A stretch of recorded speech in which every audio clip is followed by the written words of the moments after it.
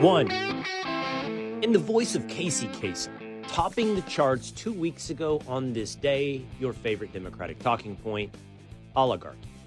1 week ago, your favorite Democratic talking point, shadow government. But topping the charts this week, coming in at number one, a constitutional crisis. 2, random history facts made viral on Instagram by Cody Tucker.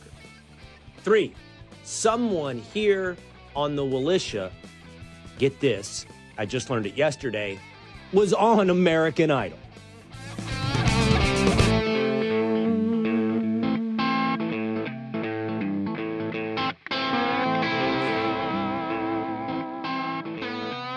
It is the Will Cain Show, streaming live at foxnews.com, on the Fox News YouTube channel and the Fox News Facebook page. Terrestrial radio in a growing number of markets across this great United States of America, but always available to subscribe at Spotify or on Apple. More of you are joining us every day right here at 12 o'clock Eastern time on YouTube, Facebook, and at foxnews.com. Numbers going up as they are on the Fox News channel. Fellas, the ratings came in, and it looks like since its debut, the Will Cain Show is up 68% on the yearly average. Is that good? From its predecessor, and 94% year over year, meaning take that same time period and compare it to this time period 1 year ago, doubled up the ratings. In the demographic, the coveted 18 to 54, up 109%. So we're off to a roaring start, which, by the way, two-a-days has translated over here as well onto the Will Cain Digital Show. We have seen a growth in the militia. Yeah. We have a great audience building every day in the live chat. We love you guys. Great numbers. Facebook trending upwards. Yeah. Facebook numbers are getting big. I don't know if that's because of the audience or because maybe we're not shadow banned. Who knows? That's what I wonder as well. Yeah, 100%. Have we been unlocked Yeah. on Facebook, whatever it is? We like the current status much more than the previous status. We like more of you joining us. And the way that you can, by the way, as two-a-days points out, is that you subscribe on YouTube and then just drop it in the comments section, become a member of the militia, and we bring you into the show. We like this to be a conversation. Speaking of that, it was an interesting conversation that unfolded yesterday with a little, I did not know that, about one of the members of our crew, one of the boys. I'm not going to unveil who it is. I'm going to keep you guessing. It's called a deep tease. So let's just put it this way. You can take your bets. Who was on, at one point, American Idol? Was it young establishment James? By process of elimination, you would say he's much too young to have ever been on American Idol. If I said The Voice, I think you might have had a safer bet for young establishment James. Was it Tinfoil Pat? Interesting idea there. Would not blow me away. Would not blow me away. Or was it Two-A-Days Dan, our Brooklyn hipster? Save your votes. Jump into the comment section, and we'll reveal it here a little bit later, as it was revealed to me yesterday. We have an absolutely fascinating guest today that I was diving into earlier this morning, and I'm pretty open about how I produce. You guys know this about me, you guys watching, and you guys working on this show. We're working on transforming the television show into a little bit more of the way I do things, which is spontaneous, living out loud, and authentic.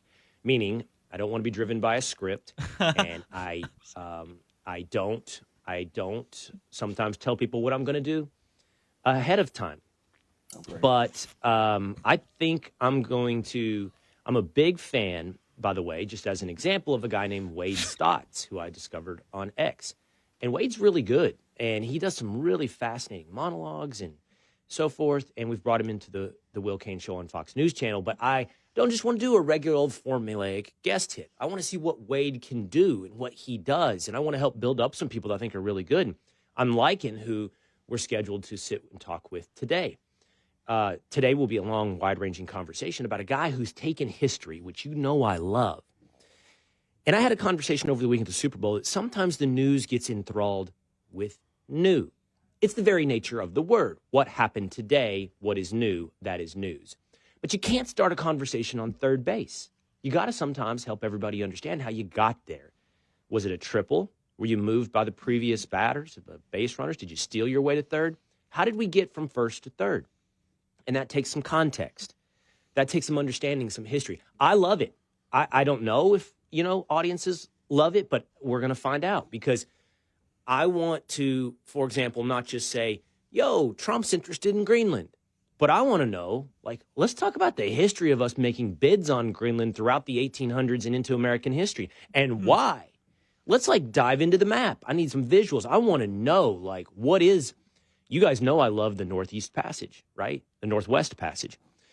That drove, you understand the idea of how do we get from Western Europe to the Pacific more easily than going around the Horn of Africa, drove humanity for a century.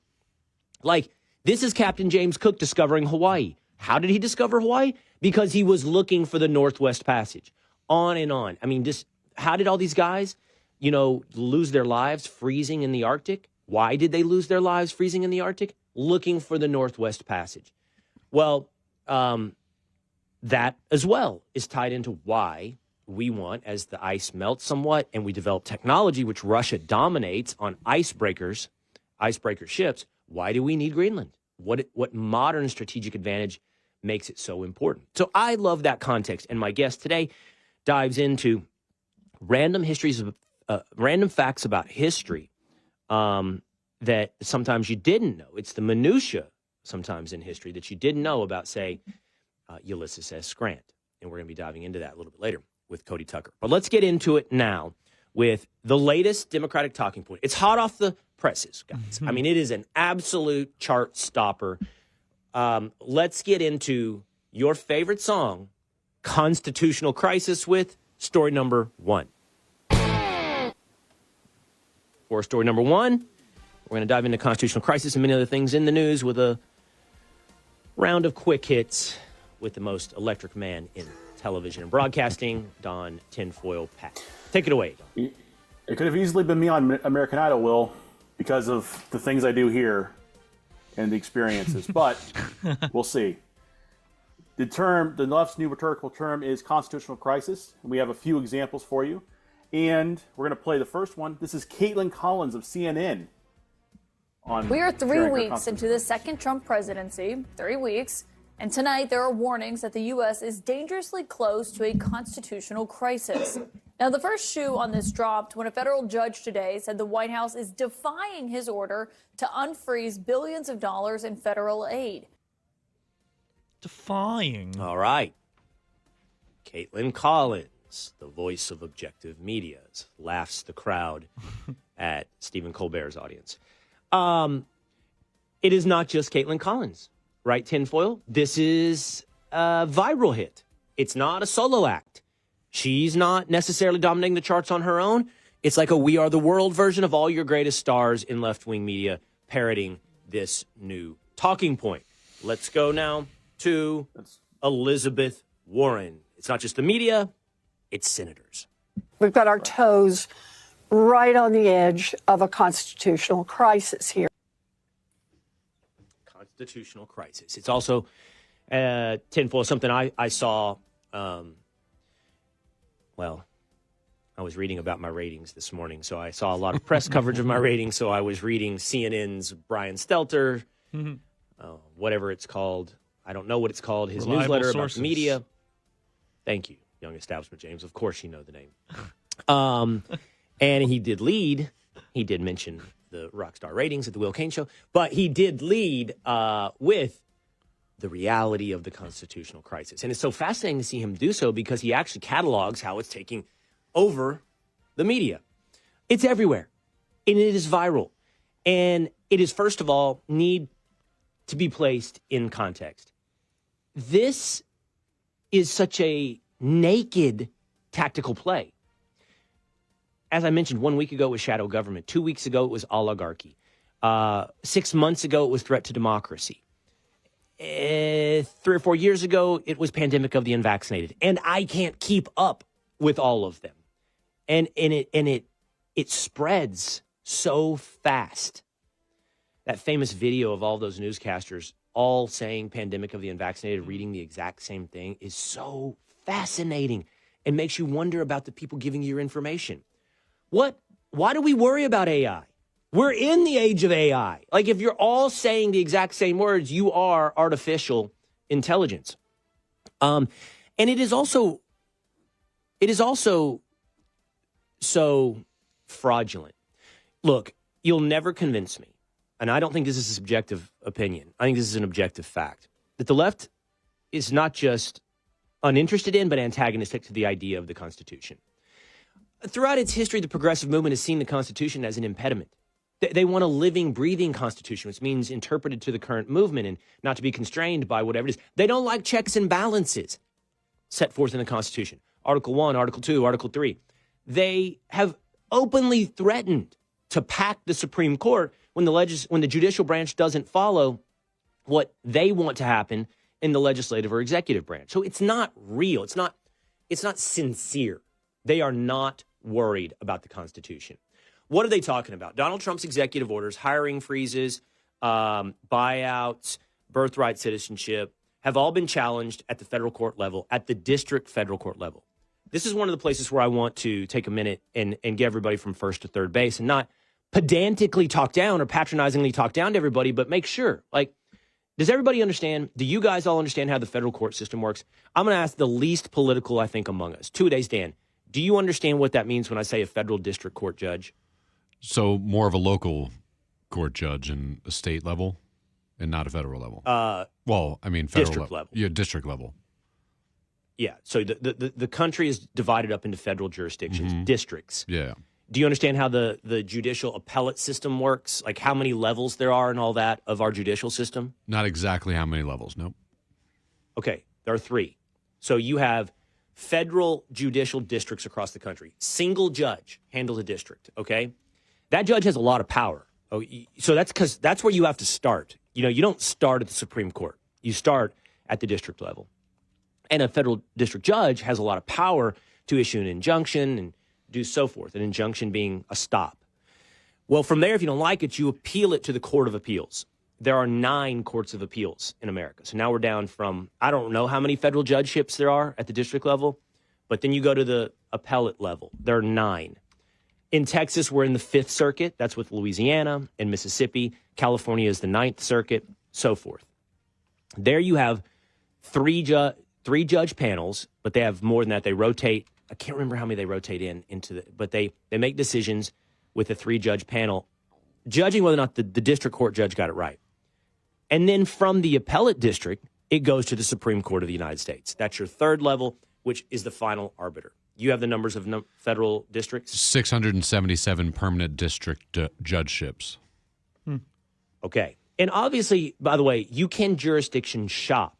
So you could file a suit in a place where you think there is a friendly judge who has a political leaning or past decisions that you can't anticipate. The point is, the question that they're all introducing is, does the president defy some random 665 federal judge? Does he defy his ruling? Well, the rulings right now are putting an on executive power. Again, we have 3 branches of government: Article 1, Article 2, and Article 3. Executive, legislative, judicial. And the executive has the power over his personnel. That's just a fact. The legislative grants the power of the purse. They give the money. The president spends the money on the things inside the executive branch. Should a judge really be able to say to Congress, hey, you can't fire congressional staffers? No, that's under the legislative's ability to control who works for them. And the executive power is the same. So is it a constitutional crisis that Donald Trump is managing the federal personnel assigned to him under the executive branch? I don't think so. And I think this idea of a constitutional crisis is absolutely absurd. We'll see, and it will be appealed, and maybe he ignores it. These are also people who have been antagonistic to the idea of the Constitution on going to war, left and right, Republican and Democrat. How many times over the past 20, 30 years have we been at war having nothing to do with the responsibility of Congress under the Constitution to declare war? So don't give me any sincere worry about the Constitution. Jessica Tarlov has talked about this as well. Did she post this on X, or did she talk about this on the 5? It was on the 5. Let's listen to Jessica Tarlov. Well, I think there are 2 issues at play. The constitutional crisis here is that Congress has been subverted. So these are congressionally appropriated dollars. And we've seen this over and over again in the federal judges that have ruled on this. They're not saying that there aren't programs that don't deserve to be axed. They're saying that these aren't dollars that the executive can decide what to do with. But it's like the difference between an accountant and a chief operating officer, or a CFO and a chief operating officer. You know, the legislative being the CFO. Here's the dollars. Here's what we're going to spend. The president can't monitor that for waste and fraud. The president can't say we're overemployed. We don't have to have this many people doing this job. That's insane. We're not a parliament. That's not who we are. You know, we're not the UK. We are a constitutional republic driven by a separation of powers of three branches of government. The fact that the executive has his powers is not a constitutional crisis. All right, Don Tinfoil Pat, take it away. All right, well, we got another one for you. Pete Hegseth, Secretary of Defense Pete Hegseth is bringing back Fort Bragg, but with a little bit of a twist. It is now the former Fort Liberty is now going to be named in honor of a World War II hero. Mm-hmm. Is this a win against the Marxist elements? Bringing back Fort Bragg? Is that a question, or was that you opinionating? I was asking. Yeah, question mark. Oh. Marxist? I mean, say there are elements in Black Lives Matter. Well, it is the rewriting of American history to fit a modern, palatable lens that we were led to believe was the mainstream for about a 5-year fever pitch that we lived in from 2017 to 24, so a little more than 5 years. I don't know how long the fever pitch lasted, where we tore down statues and renamed bases. Fort Bragg, named after a Confederate general, was renamed Fort Liberty. The Secretary of Defense has said we are going back to Fort Bragg. He did find a workaround, to your point. He is not naming it after the Confederate General Bragg. He is naming it after, is it a World War II hero by the same last name, Bragg? Okay. That's correct. Makes everyone happy. Were I to sit with the Secretary of Defense, I would be very curious about this. What does that mean for other? Look, by the way, common sense, those in the military continued to call it Bragg. They didn't call it Liberty. Okay, they don't want you to rewrite history. There's a lot of reasons that have nothing to do with the Confederate general. My dad served at Bragg. My granddad served at Bragg. I served at Bragg. You see what I'm saying? Like, it's a tradition. I put it in the first person. I'm not, no stolen valor. I served at none of those. But the question I would have for the secretary would be, okay, you're going back to the name, but you're avoiding going back to the Confederate general. What does that mean for other bases that were named after Confederate generals that went away? So I'll give you another one much like Bragg that everyone is pretty familiar with. Like, people are familiar with Fort Hood. That's a pretty famous Army base in Texas. It's in Killeen, Texas. Well, Fort Hood is named after a Confederate general. I had it pulled up just a moment ago. What to know about Fort Hood. You guys can check that out really quickly. But it's been renamed Fort Cavazos. Okay, that doesn't roll off the tongue. Nobody kind of knows what you're talking about. Cavazos. But would he go back, because it was a Confederate general, to Fort Hood, two-a-days? Confederate General John Bell Hood is who was named after. Yeah, so that's my question for the secretary. And there are others, right? I think there are other bases that were named after Confederate generals. I don't know. Is Fort Benning in Georgia, was that a Confederate general? What's the base in El Paso? I can't remember the name of, it's not Lackland. I can't remember the one in El Paso. It's highly featured in Lioness. Yeah, Fort Benning was named after General Henry L. Benning, who was Confederate general. Yes, Confederate Army, Confederate general. What is Fort Benning now? I'm sure they've renamed it then. What are they calling Fort Benning? Fort Moore is what they call it now. Really? Yeah. I've never even heard of that. I've never heard of Fort Moore. After Honor Lieutenant General Harold Hal Moore. All right. Yeah. Well, so that would be my question for the secretary. What about Fort Hood? What about Fort Benning?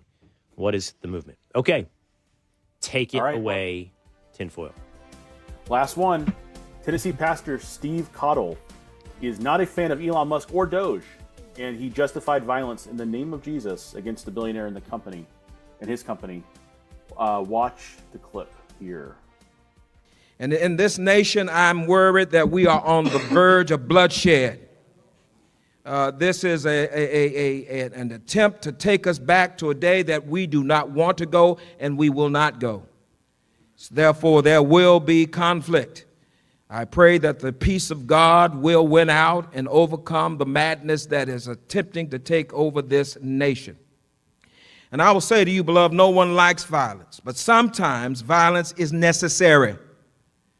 When Elon Musk forces his way into the United States Treasury and threatens to steal your personal information and your Social Security check, there is the possibility of violence. Wow. Wow. From the pulpit. Wow. I had not seen that.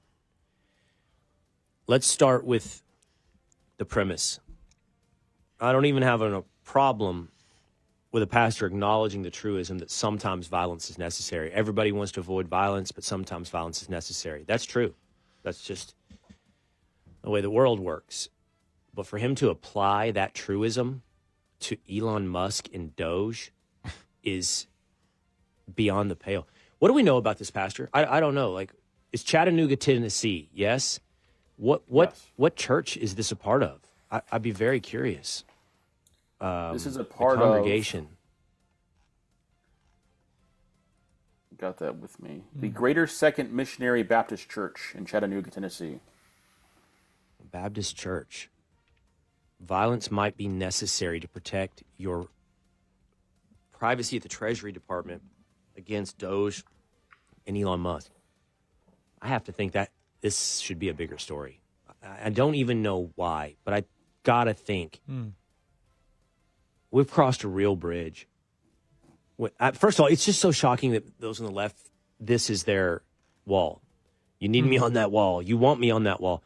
Defending all of this government spending, USAID and so forth, and fighting Doge's push for government accountability and efficiency is the wall that they intend to stand on in defense of what? And then to hear the lengths to which they'll go to fight on that wall from a pastor. Go ahead, 2 days. So I'm reading here that he's on the planning commission of the Hamilton County, and the Hamilton County Mayor, Weston Wamp, has asked for him to immediately resign after making these statements. Incredible. I would have to think that I would want to know the response of the Baptist, whatever division, First Baptist, Southern Baptist, I don't know, whatever that is. There's a leadership mechanism. I would be curious about their response of that message from the pulpit. Absolutely stunning. Okay, that's going to do it for us today on Quick Hits. Coming up, a man who dives into history. In fact, he makes these really viral videos. I want to give you a little taste real quick of what you're about to hear from Cody Tucker, who's joining us in just a moment on the Will Cain Show. Watch this. In the 1500s, archers would practice using targets very similar to the targets we use today, except the bullseye back then was painted white. If someone was standing close enough to the target to be guaranteed to hit the center, they were standing close to the white, or in French, blanc, of the target, which became the phrase point-blank range. In 1600s France, people started making pants out of a stronger material than what was normally available. This fabric was named after the city that it was made in. That city in France, Nîmes. So, Fabrique de Nîmes became denim, and a lot of those pants ended up being sold in the Italian city of Genoa. In French, Genoa is jean, which is why they're called jeans. In the mid-1800s, it was customary for ranchers to brand their cattle. Nearly all ranchers did this except for one Texas rancher who ardently refused to brand his cattle. That man's name, which is now the word that we use to describe an independently minded or stubborn person, was Samuel A. Maverick. Fascinating. Can't wait to get into that coming up with Cody Tucker here on The Will Cain Show. But have you ever wondered what happened to the legendary Chuck Norris? I recently saw a video he made and I was shocked. He's in his 80s and still kicking butt and working out and staying active. What's even more shocking is he's stronger, can work out longer, and even has plenty of energy left over for his grandkids. He did this by just making one change. He says he still feels like he's in his 50s, His wife even started doing this one thing too, and she's never felt better. She says she feels 10 years younger, her body looks leaner, and she has energy all day. Chuck made a special video that explains everything. Make sure you watch it by going to chuckdefense.com/Cain, C-A-I-N. Or just click on the link in the video below. Below this video, in the text description, there is a link. It's going to change the way you think about health. Once again, that's chuckdefense.com/Cain, and click on the link in the description below. You won't believe how simple it is. Just a reminder, the legendary Chuck Norris is a whopping 84 years old and yet has more energy than me. He's discovered he could create dramatic changes to his health simply by focusing on 3 things that sabotage our body as we age. Watch his method by clicking the link in the description box below, chuckdefense.com/CAIN. More coming up on The Will Cain Show.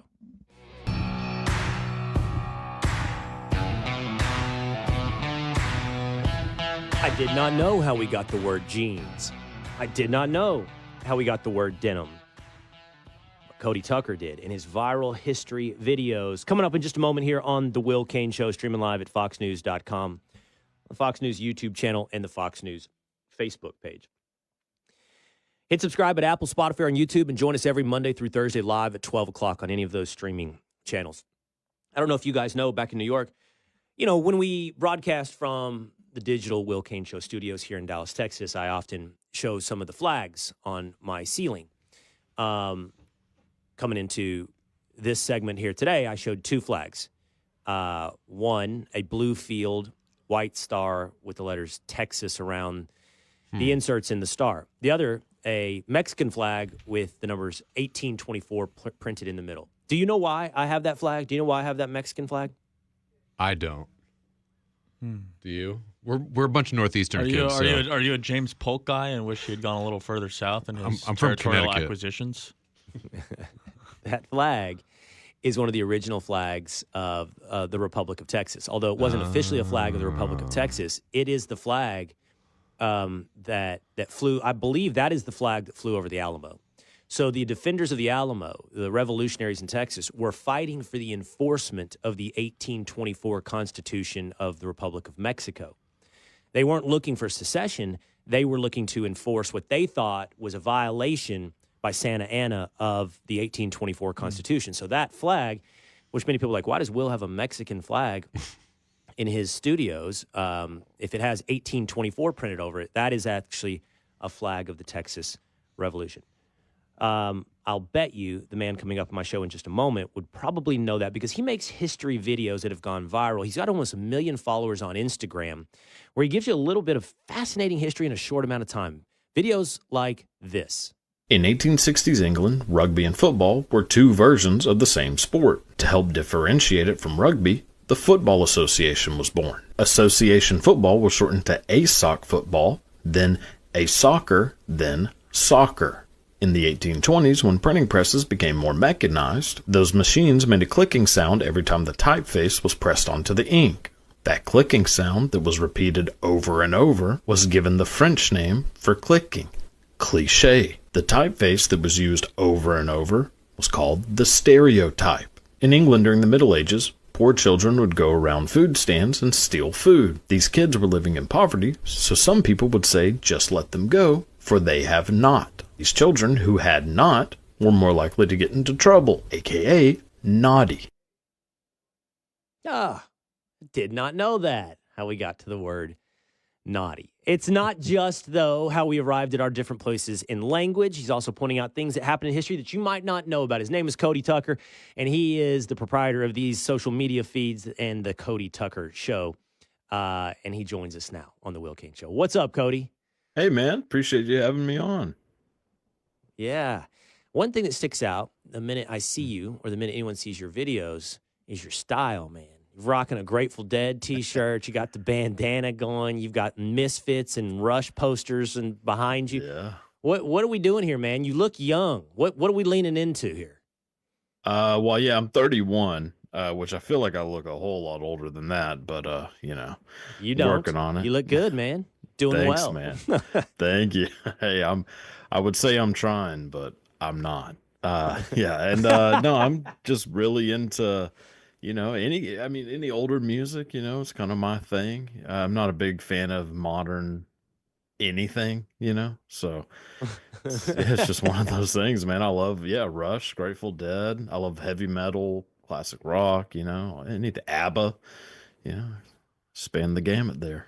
You know, I never listened to Rush. That's one of those Mhm. bands that like I kind of knew existed out there. Just as a quick aside, and since Yeah. you delve into minutia in history, I'm just looking at that Rush poster over your shoulder.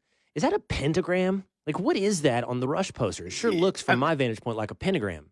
I mean, technically it is, because it is, you know, a 5-pointed star in a circle, but it isn't a pentagram in the sense of like the occult or anything like that. Because it's actually, that album 2112 is a sci-fi story, which is, boy, you could really go into the weeds with that one, but it's you know, like a 22-minute song about this like science fiction epic, and that's kind of like the image of these like overlords, you know, in the Oh, really? future.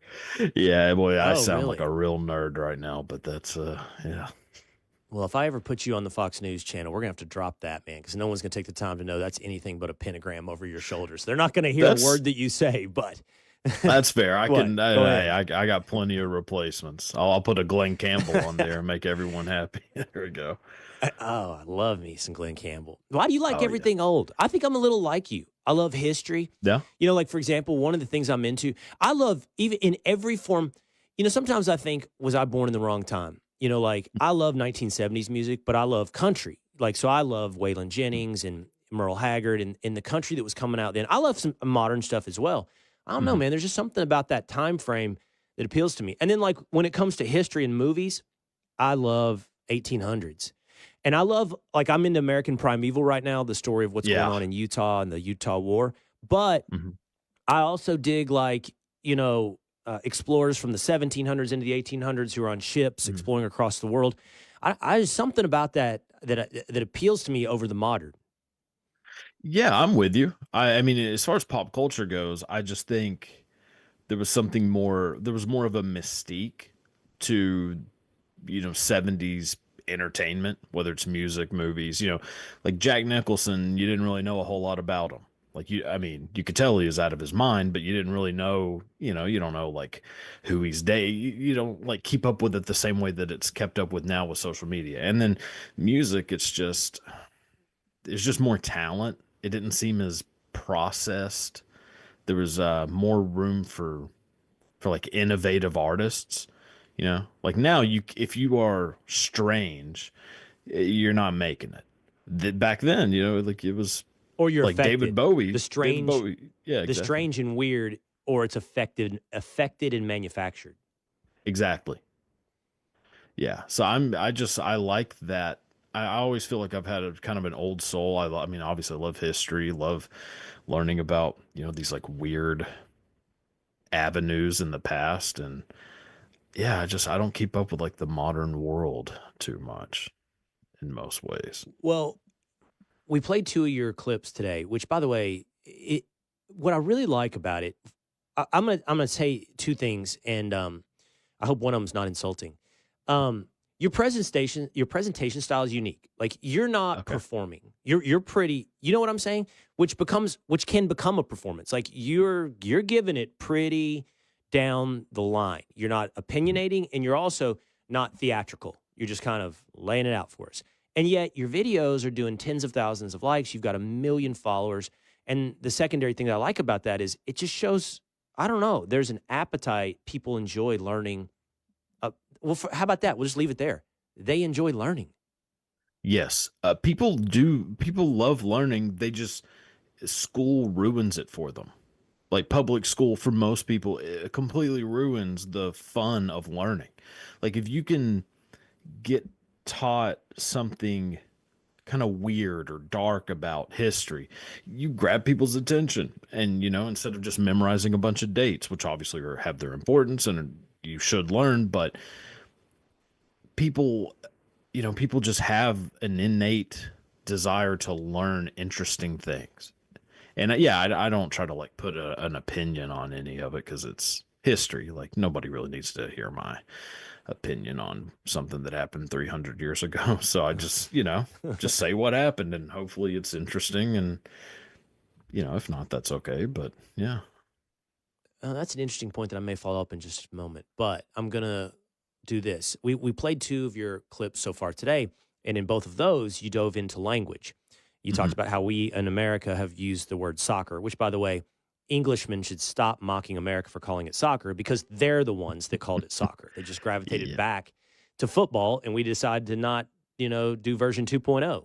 We didn't keep up with the updates. And then we followed your track on jeans and denim. But you're also doing other parts of history that aren't necessarily linguistic.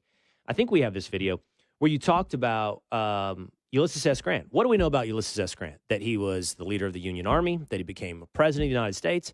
I think we might even know that he liked to drink. I think he was a heavy drinker, and you might have learned that in school. But, I think we have this 2 days. Maybe you didn't know that he also was basically the victim of a Ponzi scheme. Watch this. Ulysses S. Grant was a Civil War hero and became the 18th president of the U.S. After his presidency, Grant began investing money into his son's friend's investment firm. Turns out it was just a giant pyramid scheme, and Grant went from being very wealthy to having only $80. People across the country found out about this and began sending Ulysses S. Grant money. Later that year, Grant was diagnosed with throat cancer. He had also been writing his memoirs at the time and finally was convinced to publish them. A friend of his wanted to publish those memoirs for him to help him get out of debt. That friend was the author Mark Twain. Mark Twain was able to sell 100,000 pre-orders of these memoirs. This made Grant happy knowing that he'd be able to leave his family with money. He finally finished the memoirs and died 7 days later. Mark Twain ended up selling 300,000 copies of Ulysses S. Grant's memoirs, outselling Mark Twain's book, Huckleberry Finn. Wow. See, there's so much in there I didn't know. In, what was that, a 45-second video? So much I didn't know about Grant. Yeah, he's a fascinating guy. And so, that's kind of goes to my point is, why don't we get to hear little stories like that? It only took me about 45, 50 seconds to tell that story.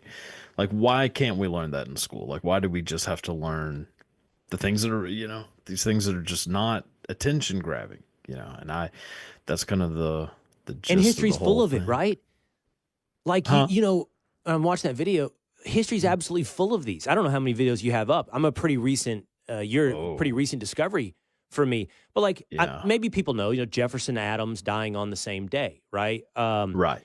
The 50th anniversary details, of the Declaration of Independence. Yeah. Fascinating.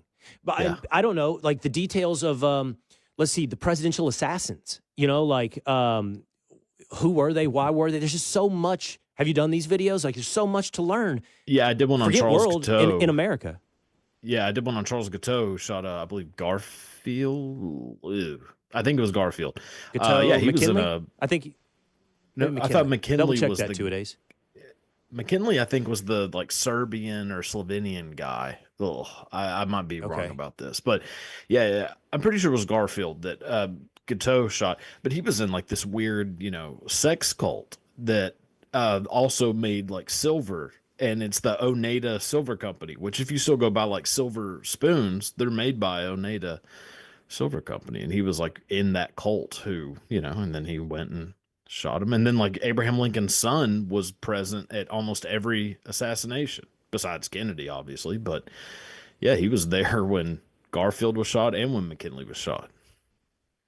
Wow. Which is I weird. just got 2 days, did the fact check. It was Garfield. It was 1881 for Charles Guiteau. Okay. Charles Guiteau, by the way, just a dude lost to history. Yeah, no, we don't even learn about him. He's not even present. Yeah, exactly. And he's fascinating. He believed that he was the reason that Garfield was elected and should be given this cabinet position, which, obviously Garfield has no idea who this guy is. And he's writing letters to him saying, where's my position? Why am I not getting promoted to this job that I was never promised? And that's why he killed him. It's just because of that. He was a absolutely insane person. What is your favorite part of history, Cody? Ooh. I like Victorian England, I think is very interesting. The whole kind of Jack the Ripper sort of time. And then ancient Rome. Ancient Rome is just endlessly fascinating. What is it about both of those? What is it? And I can tell you mine and the whys as well, but I'm curious what attracts you to those two periods in history. So ancient Rome, there's just something it's hard to explain why the idea of like an emperor and like Julius Caesar, Mark Antony, you know, like these people, why there's something so enigmatic about that time. And I guess because it's so long ago, but it was just this massive empire. And then there's so much like ancient Roman influence like today, like the words that we use and things like that. Like so much of it comes from obviously Latin, but specifically Latin during ancient Rome.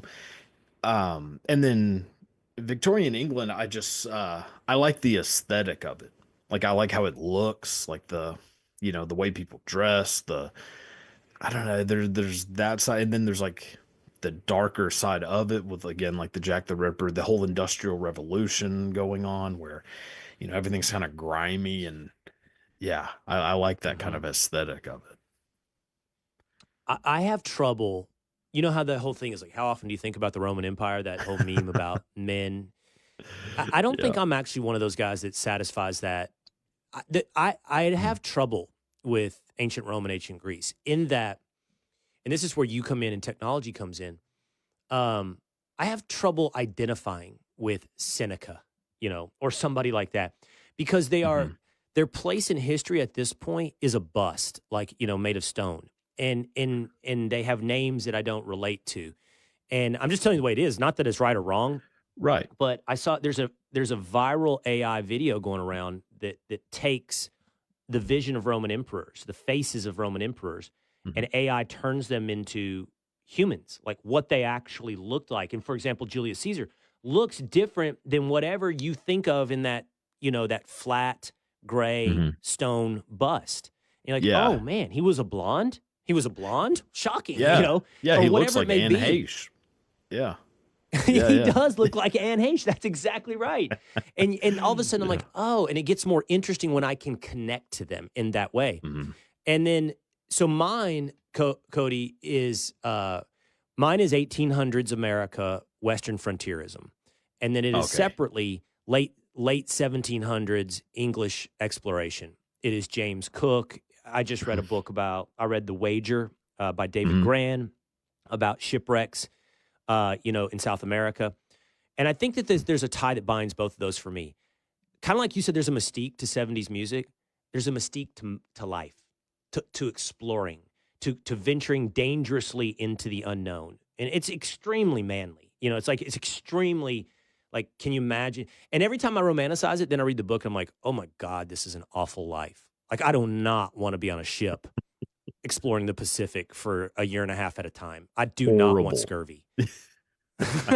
Yeah, it sounds terrible. The Wild West sounds awful. But I'm with you. I love that idea of people just going into the unknown. The Horace Greeley, go west, young man. Like that whole, which I think it's Horace Greeley. But yeah, that whole feeling of like, we're going to leave safety behind. Although, even the East Coast was not necessarily the most safest place, but we're going to leave our comfort behind and go into this unknown. Like it's like the Donner Party, like that kind of, like that's a fascinating story. Abraham Lincoln was almost one of the people that left with the Donner Party, and would have really maybe So he served in the or fought in the Black Hawk War with one of the guys who was leading the Donner Party, not the main Donner, but there was another guy, and they served together in the army, both being from Illinois, and that's where the Donner Party originated out of, was Illinois. And he invited him, but then Mary Todd told him, "Yeah, I don't want you doing that. Like, we have a newborn. Like, you don't need to be leaving to go to the Sierra Nevadas." So he didn't go. But I think it was almost. I think it was last week I had Steve Rinella, the guy who started Meat Eater here on the Will Cain Show, who has a new series out on the History Channel where he explores the mysteries of history, and he does talk about the Donner Party. And everybody knows about that because of the cannibalism. Right. Speaking of that AI video in ancient Rome, here's what I'm talking about, where they take these guys and they turn them into human beings. Watch this. Here you can see Augustus and Tiberius. It doesn't have audio, but for those of you listening on radio or on Spotify or Apple, it's wild. Like Tiberius looks like, I don't know, he looks like he could be running a Wall Street firm, you know? Caligula looks like a Hollywood actor, you know, a leading man type material. You know, Nero looks like, you know, one of my sons, you know, grown. He looks like a Logan or he looks like Logan Paul. That's who he looks like. It's crazy looking at these guys and seeing the actual person, Cody. Yes, it's and I understand what you mean. Look at Titus. Titus Titus looks like that dude that stars in the zombie show on HBO. The guy that was in Narcos. Yes. What's the Latino guy? I know. What's I his know name? exactly what you're talking about. Yeah, it's fascinating. I mean, Trajan kind of looks, well, geez, that's a kind of rough one. But yeah, there's something about, like how you were saying, that you kind of have like sort of a disconnect from it because of just time. You know, these guys are just bust and it's just so far back. That's actually what I love about it. You know, so I understand what you mean, but that's what's so fascinating about it, is that it's so long ago, yet still so important to our day-to-day lives. You know, with just the way they ran their government, the whole, you know, the idea of like a Senate, and some of these like philosophers, some writings that, you know, have lasted till today from ancient Greece and ancient Rome.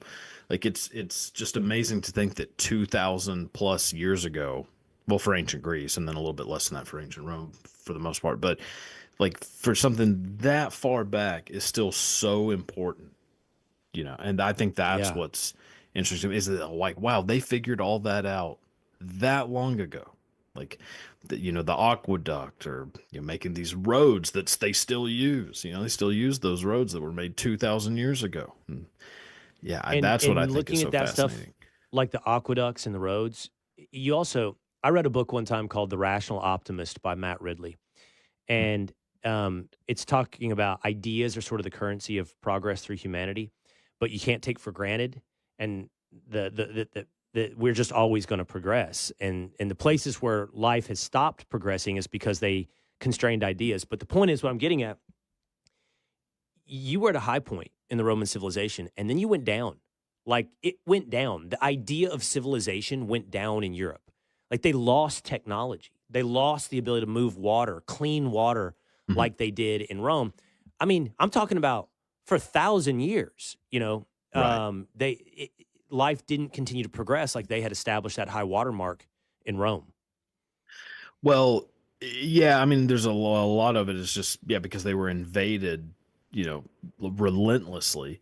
And it's pretty hard to innovate whenever someone's trying to, you know, when someone's trying to kill you every 5 seconds. Like, it's, so, yeah, I mean, but before then, Rome was such a powerhouse, they didn't have to worry about things like that. So you have the leisure of being able to innovate, you know, things like that. And it's just not really a thing that happens, when you're being invaded by the Huns and the Vandals and whoever else. But yeah, I mean, that's, and then of course there's like the bubonic plague that comes later. The Roman Empire gets split in half. Like, there's a lot of things that kind of ruin the Roman Empire, and then it just becomes the Vatican.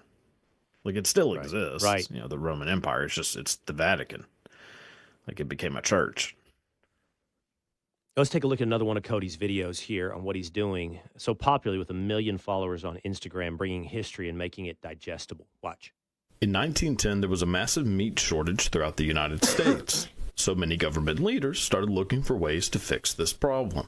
A representative from Louisiana named Robert Broussard suggested one of the wildest plans you will ever hear. He wanted to go to Africa and collect large numbers of hippos to bring back and place in the bayous of Louisiana. He believed that these hippos would provide thousands of pounds of fresh meat for Americans. Not only was this plan brought before Congress, but was also backed by Teddy Roosevelt and the Department of Agriculture. The two men who helped propose that plan to Broussard were Frederick Russell Burnham, the guy who helped create the Boy Scouts of America, and Fritz Duquesne. A few years earlier, while both of these men were serving on opposite sides of the Boer War in South Africa, they were both once given the task of assassinating each other, but neither one of them did.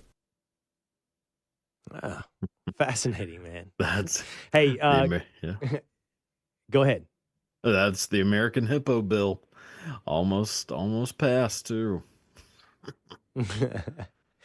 I want to go to some of our audience here. Cynthia Odell says, "What is Walisha?" Well, you are the Walisha, Cynthia. It's everybody part of the audience here. It's not spelled WALISHA. It would be TIA. You know, like the military. Bad Buddha says on YouTube, Grateful Dead shirt and Fox News. That should be mutually exclusive. I don't think so. I don't think so. I'm into the combo. Paul Castillo says, that's so cool. I didn't know that about some of the history that you're sharing with us. Mark Harbin says, dude is awesome. I love his videos. John Roberts, Cody Tucker is awesome. Great videos. Suzanne says, I like this Cliff Notes version of history. Mars Will Rule says, Rush, Grateful Dead, and Misfits in the same frame. My 80s punk rock mind would be so annoyed. That's a good point. Why? They don't mix? That's not my genre, Cody. Grateful Dead, Misfits, and Rush. What Grateful Dead is hippie Americana style, I'd call it. Misfits is what? Punk? Is that punk, like horror gothic punk from New Jersey. So on opposite sides of the country. Yeah. And then Rush are, they're Canadian. So the 51st state. Yeah. All right, let me follow up on something you said earlier. You said people don't need my opinion on history. I thought that was interesting. And in some ways, I think you're right.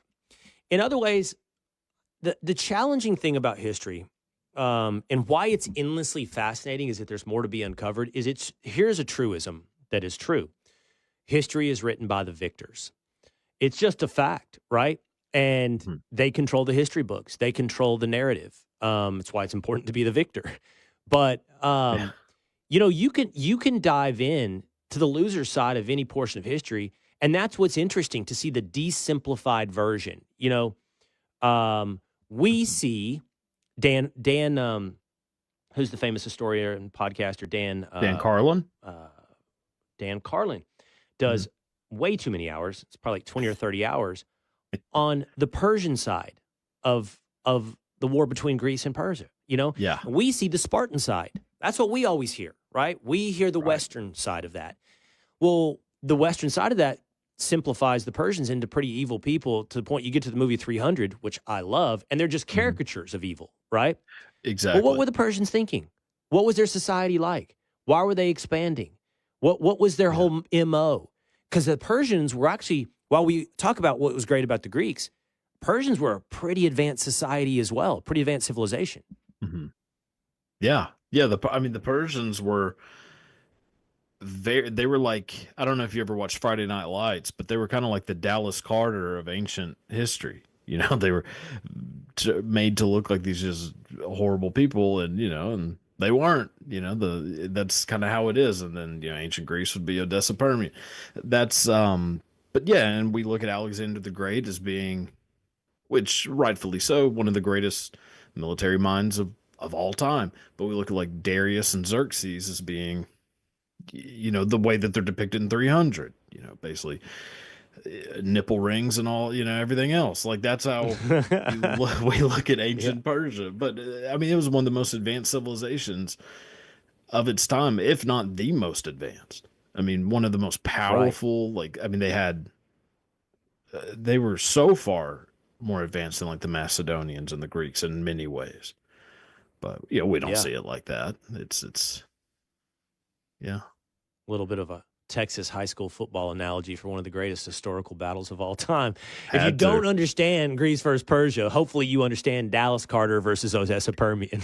That's it. I've got family that's Mojo, so I got it perfectly. And I was told right before we came on air, Cody is from Longview. Yes. So we share, I'm sure, our interest in Texas.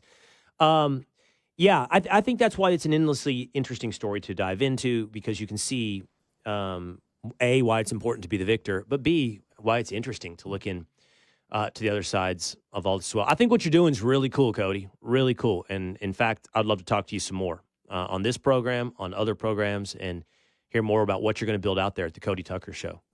Thank you, man. I really appreciate you having me. I've had a blast talking with you. Yeah. Let's do it. Let's do it some more. Let me get your number when this show is over. Check him out on Instagram. Check out the Cody Tucker Show. He's making history interesting and accessible for you guys. We'll see you, Cody. See ya. Okay. That's really interesting. My brain is going a mile a minute on all the different ways and interesting things that you could do stuff with Cody Tucker. Speaking of ambition, somebody here on the Will Cain Show once had great ambitions of being a big-time star in music. In fact, he was on American Idol. Who was it? We'll find out when we come back on the Will Cain Show.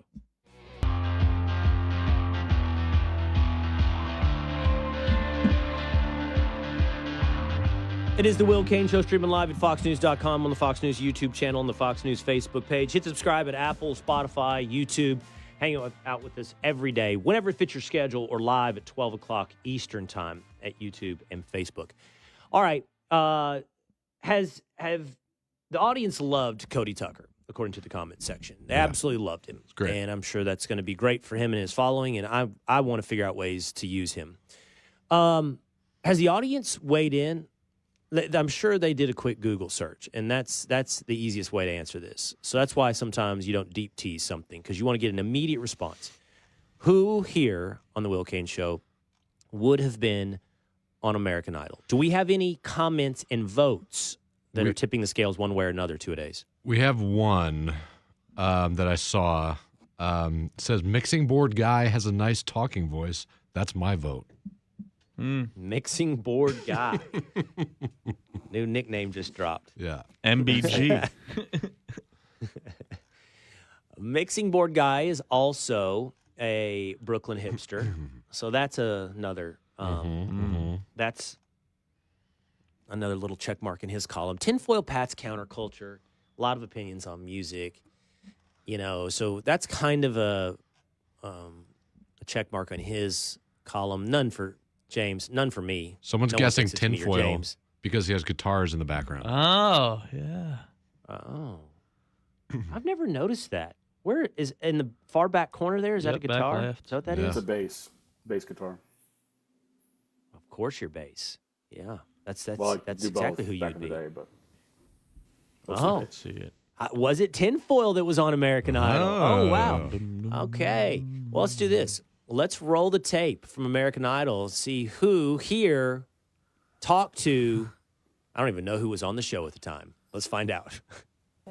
Hey guys, How you doing? what's going on? How are you? How you Good, doing? how are you? Good to see you. What's Funny your seeing name? you here. I'm Dan Overlock. I'm from Dan. Guilford, Connecticut. I understand that you do something for a living I do. in the television business? I do. TV and radio. It's watch a it. sports show. Dan Patrick Show. Oh, yeah. Oh, that's cool. And what do you do on the show? I'm assistant producer, so I kind of just take the blame for things when things go wrong. And do you like Right. doing that? I love it, man. I've been doing it 5 years. It's the best thing ever. How did Yeah. you, that's a pretty, high-ranking gig. How did you get the gig? It's good, man. I just came out of college, first job, kind of knew someone, got me Is an that interview. right? Yeah, and first thing, went to school for it, and now I'm doing it. And how do you Worked find out. time for your music? Find time all the time. After work, I go in early, I'm out early, so I get time to play at night and do things like that, yeah. That's great. You gonna play for us now? I am, yeah. What Absolutely. you got? I'm gonna do the A-Team by Ed Sheeran. Cool. Right. Yeah. We're not going to play. That's so Two embarrassing. days, Dan. That's on so American embarrassing. Idol. It was 10 years ago. Was it Very 10 proud years of- ago? So very proud, Dan. your judges were J-Lo, Keith Urban, and Harry Connick Jr. That's right. Okay, so much commentary. First of all, how did I not know this until you guys texted it to us yesterday? Who found that and texted it out? Who was it? I did. Tinfoil? I did because You. Harry Connick Jr. was on the Super Bowl coverage and someone reminded me Oh, yeah. of it. So I thought it was a So you funny brought little it thing. So I brought it up. Yes. All right, no judgment here. Skinny Dan. Yeah. Skinny Dan. That's by the way, a little hipster Dan, but also those jeans. Could they be tighter and shorter? No. Oh, Like, yes, what I are had we tighter ones rocking? at the time. I did have tighter ones, but those were the medium tightness. And then we got like some suede ankle boots on. Is that Yep. what we're doing too? Leather ankle boots. Yep. Little. Yep. My goodness. Super My hipster. goodness. Buttoned up to the top. No, so. What are you going to play for us? You going to play something for us? Yeah. Yeah. Gave us a triple yeah. I was so He's nervous, looking at dude. J-Lo. Because you meet them ahead of time. They talk to you, and you kind of talk through what you're going to do on American Idol. So you kind of like, hey, I'm going to do this, not like fully scripted, but you have an idea of what you're going to do ahead of time. They're all super, super nice. But it was the last year it was on Fox. You met the judges ahead of time. Yeah. Not just producers. You met the judges. Judges, producers. Yeah. Real quick. Oh, there's the triple yeah again. Yeah. Gah. Are you nervous making now? your thing. Is that why you gave us the triple yeah? Yes, because it's embarrassing watching it back. 10-year-old, yourself 10 years ago is different than 10 years now. So it's a little embarrassing to watch, but it was fun. Okay, talk to us about why did you go on American Idol? So one of my really good friends, an old roommate, won American Idol the year before. Won the whole thing. What? From my town. Who? Yeah, What? yeah. Who? This guy, Nick Fratiani. He won the entire competition the year before, and his song was used on the Women's World Cup from American Idol that year. And then so we invited him on the Dan Patrick Show when I was there, and we sang together on the Dan Patrick Show, and Dan and Nick challenged me to go on American Idol that year. Okay. I got so many questions here. I don't care how long this takes. I hope everybody's into it as I am. So, okay, let me just back up. Your friend Nick. Yep. I've never heard of him. Did winning American Idol change his life? Yeah. At all? He's a Broadway star now. He played Neil Diamond on Broadway for the past 2 years. Oh. Yeah. He played young Neil Diamond. So, and was he a nobody? You know what I mean? In entertainment business before American Idol? Yeah. He had played, around. We played bars together and stuff like that. We'd switch off nights and things like that for a long time. And then he started garnering a little more following. He put out songs and stuff like that. Nothing of critical acclaim. And then he won American Idol, and then things kind of blew up for him. And so I'm curious. They've had so many winners of these competitions. Yeah. I couldn't. It's like Kelly Clarkson. And I watched the first couple years of American Idol, and then you quit. But I was curious as the iterations went on, how big of stars those people. When I say stars, how about this? How much of a career were they able to establish off of winning American Idol? I think the longer it went on, the less likely it was to create a career out of it. Kelly Clarkson in the beginning and all those people, because everyone watched it. And then the more you do something and the more you see every year there's a new person, I think it gets a little muddled. A lot of times the second place person would have a bigger career. Yeah, Morgan Wallen. They would be. Sometimes the American Idol contract kind of boxed you into what you could really do. That was a big problem. You have to sign to a contract when you win, and you're boxed in. They tell you what to do. So they made him do country music after that, and he didn't want to at all. So he broke his contract with them. Yeah, it was big machine, I think. Okay, now back to you. Tell me about the process of getting on American Idol. The fact that you were on the Dan Patrick Show, did that help you get on? Was there I'm not talking. What we just saw was your quote unquote tryout. Sure. Right? That's round one. That's round 4. It takes something to get. Oh. What is it? That's round 4? Explain. So right after that day, there's an audition in Providence, Rhode Island, when Dan and Nick challenged me to do it. So Dan gave me the day off from work, reluctantly, and I went up, and you stand in line for hours. I stood in line for maybe 7 hours. With everyone outside. Wow. Then you get up to the booth with 3 other people. You sing, you do your songs, and then they have your story, and then they have what songs you're going to do. So yes, being on the Dan Show helped. Who are you? But producers. Not at this point. You haven't met just producers. Just random. Okay, you haven't met Connick and J-Lo. Nope. Just kind of like ENG crews, just out in the field. And who's judging you? Producers. Just producers at this point. Yep. Just producers of the show. Line producers, things like that. And then, so my biggest help was that I knew Nick, who won the year before. And I like to think I have a pretty decent voice. I don't know. We'll be the judge. But then you go in the back, and then they videotape you auditioning again. Then they send it to executive producers. Then they call you. Then you come to another one in person, and then you get to the final one. Dang. Yeah. How long is all this? Months? Months. Is this months? I think it was 3.5 months it took. Just to get to the main audition. And at the point at which you're now at the main audition, which is aired, what do you think the cut down rate has been? Is it 95%? Are you in the top 5%? Of everyone that tried out? Yeah. Probably 2%, I would say. Not to sound 2%. Egotistical, okay. But yeah. No. And by the way, I think you would admit this as well. We know American Idol. It's not just talent that is getting through. It's story. Yes. It's also, you can be really bad, and they keep pushing you along for the entertainment part of the Pants on the ground. Well, like the guy after me on the show when they aired it had, not to be sad, but killed his younger brother in a car accident.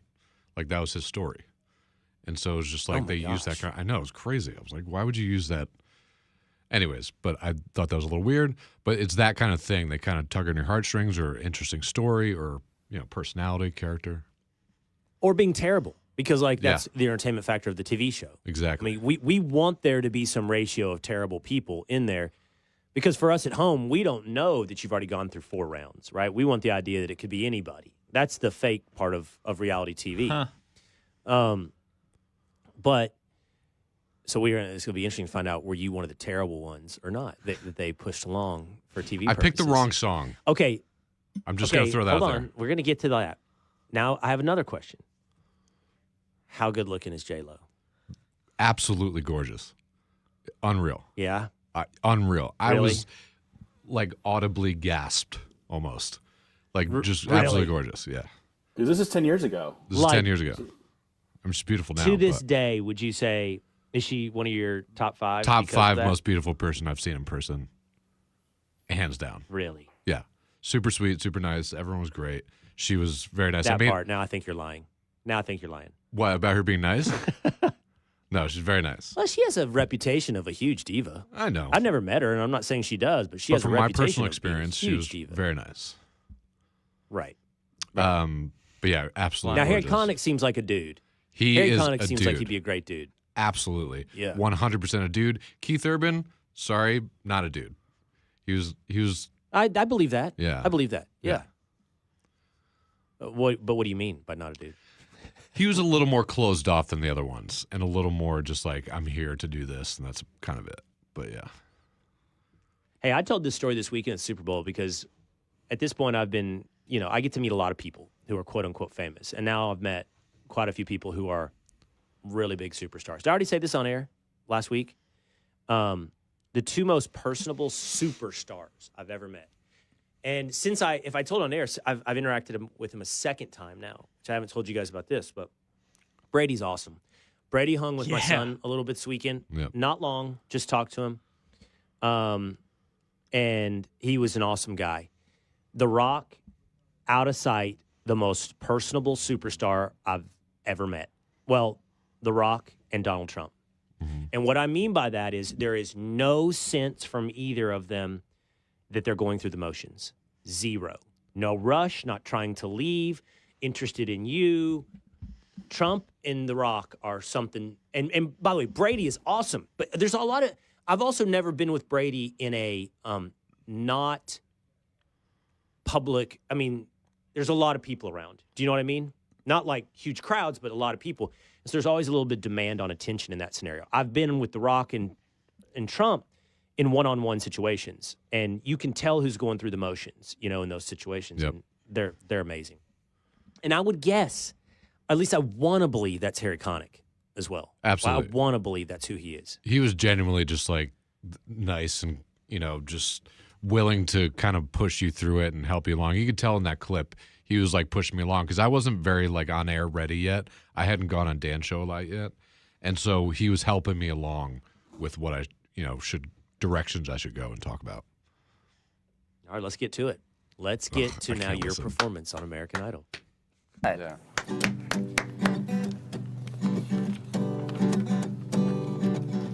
White lips, pale face, breathing in the snowflakes, burnt lungs, sour taste. Lights gone, day's end, struggling to pay rent, long night, strange men. And they say she's in the Class A team, stuck in her daydream. Been this way since 18, but lately her face seems slowly sinking, wasting, crumbling like pastries. And they scream the worst things in life come free to us. Thanks, Dan. Thanks, Dan. I made J-Lo dance. That was my big claim to J-Lo fame. is Riz. bopping along while you're going. Riz. I made a GIF out of that, actually. So, dude, okay. Again, full of curiosity. All right, you're good. You are good. Like, I would not say that if, first of all, Oh, thank you. gigantic brass balls. Thank you. Gigantic. I mean, I was so nervous, to dude. do that, and I know that I don't even know what I should or shouldn't be using type of language, but there's nothing I could have said that is more right and evocative than the way I said it. For you to do that, I takes huge ones. Big balls. Huge ones. Thank you. Like the kid in the government. It was probably the most Yeah. nervous I've been in my entire life then and up until this point. I would have to think so. If I would have been there and I already knew you, I would cry. I would cry. I would Thank cry. I know it. Damn. Well, here's why, James. I know this about me. Obviously, I don't get a lot of stage fright anymore, and I do this a lot. So, like, you're on, Will. Okay, let's do it. But when people that I'm close with do it, Yeah. my anxiety is through the roof for them. Like if my wife gives a speech or my Yeah. best buddy gives a best man toast, my eyes will water. I'll get so nervous for them that my eyes will water. And My I don't mom know. was shaking. I think that's just My- she's shaking. She was Is she shaking. there My with mom. Oh yeah, my mom, my sister, and my girlfriend at the time. They were all blonde, so they called them my blonderage on the show. Extra But Connecticut. my mom was shaking, like you were saying, the same type of thing. Go ahead, tinfoil. So your voice seems a little higher there. Has your voice changed in the last 10 years or so? No, I sing very, very high even right now. Okay. My talking voice is low, but I sing very high. Do you ever Weird. consider singing like something a little deeper? They say she's in the Yeah, it's high. People are like, what the hell? Wow. Did a little Merle Haggard next time. You need to start doing some music for our show. Like know. bump ins, bump outs. Give us some like custom songs. I You know. what I mean? I really should. Like, will you do that I like for it. us? Yeah. We need Okay, some working on custom it. songs. I had to build my studio. I don't back know what up I again mean at by. home. I don't even know what I mean by custom songs. I know like some of the radio stations, sports radio stations I listen to, they have musical guys like you, and they have like cool like intro, like whatever our intro song. You know what I mean? I used I to don't do. know. I used to You do could- you- parody songs for Dan Show back in the day, which is fun. We're just tapping into your talents, dude. All right. So Keith Urban cut you off? Is that who cut you off? Keith Urban cut me off. Harry Connick Jr. said yes. Keith Urban was a hard no. J-Lo was a very nice no. Why was Keith such a dick? I don't know. Yeah. We what don't about- like him in what's my up with family Keith? anymore. Really? Yeah, no, screw that guy. Just kidding. No, let's go to that though. You were good. Thank you. You're good. You're really good. Wrong and song. so you think it was the wrong song? It didn't show a range of vocal, like a vocal range, which they really want. Like get it's that. more I exciting get on a that. show when you're like, da-da-da-da-da-da. It was kind of one notey. And it was just they I get tell you that. what songs you can and can't do, and I had to pick one out of some. So I picked that one. What were your other options? Oh, I can't even remember now. But that was just the one I knew the most. My humps, probably. Dan, go ahead, tinfoil. Oh, What'd no. you say? My humps. Yes. By Black Eyed Peas. Yes. Yeah, that was on the list. Do you have range, Dan? I do. Like, can you do that? Yeah, Yeah, absolutely. so- Yeah, I sang in choir my whole life. I played at bars and restaurants and bands and stuff like that for the past 10 years, all over the place. So if you had I to played do over, weddings. you'd have picked a song. If you had to do over, you'd have picked a song that had that in it. Yeah, I'd probably my second choice was this Sam Cooke song that I always sing at the bar. So I probably would have done that one because it shows a little vocal range and a little more of the vibrato and things like that. I don't know. I know like one Sam Cooke song. I think I don't even remember the name of it. I was born by the river in a little tent. That one. Oh yeah, Yeah. yeah. I would've done love that one. song. Yep. But it wasn't on the list, so I couldn't do it. Yeah, that wasn't on the list. But it was a fascinating experience. Man. They do a full interview for like 45 minutes. They make you dance on What did camera. Keith say? Did he say it was flat? Why did he say no? Hard no. What did he say? I'm trying to think back, but I'm pretty sure it was something along the lines of, it's good, but just not good enough to, push through and win this show. And so he's like, I'm not going to put you on if I don't think you could have a chance of winning the show.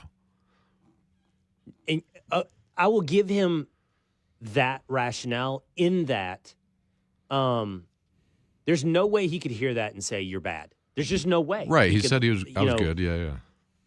Right. But if he said good, again, it's the TV show side of this, right? So, like, will this person compete to win it all, or am I getting somebody who's going to make another round or two? There's a little bit of a yin and yang there. You know what I mean? And each guest, or each host or whatever, only could say yes to a certain amount of people each day.